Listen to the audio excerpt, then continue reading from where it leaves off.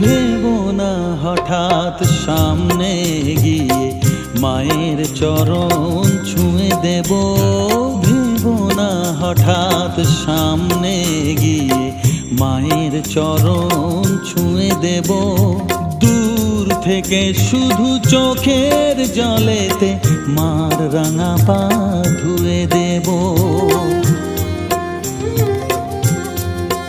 শুধু আরতি যখন করবে মার পূজা দীপ তুলে ধরবে।